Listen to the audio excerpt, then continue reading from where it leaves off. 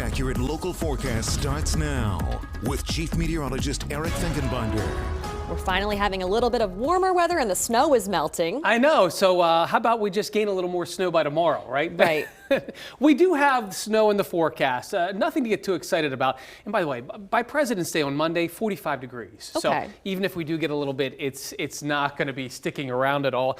And the tough part is, too, this is going to be mixing with rain.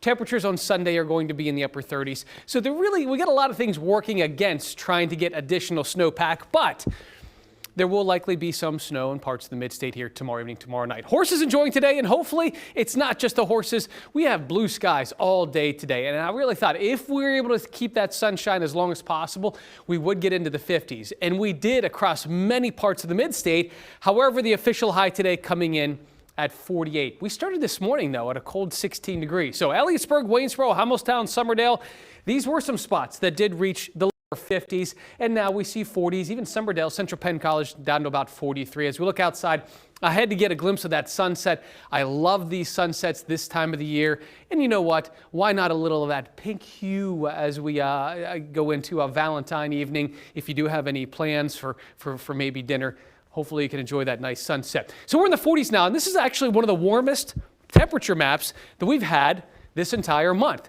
A lot of the times I keep pointing out to the west, out towards the Rockies, and saying how warm Denver is. Denver is still 55 degrees, but we're finally starting to see this cold air getting chewed away, slowly but surely.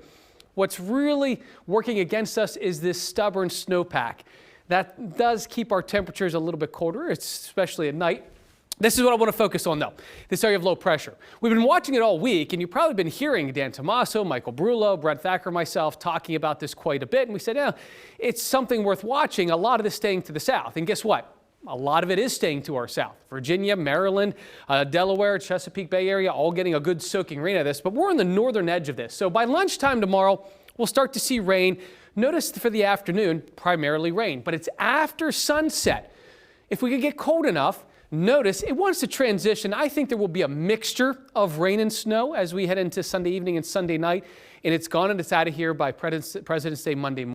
Now, when we look at this, keep in mind this will be falling with temperatures that will be in the upper 30s to near 40. So I would say some areas, grassy surfaces, may see a slushy accumulation. This is more of an elevation-based type of snow accumulation. So I would say ridge tops have the best chance of maybe getting 1 to 2 inches of snow out of this. Again, I'm not getting too excited about it. And the good news is for a lot of school districts, they're even off on Monday. Temperatures will be in the mid-40s, so it's not necessarily going to be something that's going to take a long time to clean up, even if we do get an accumulation. So we'll bounce out of this and get into spring. Let's go to Caleb right now in sports.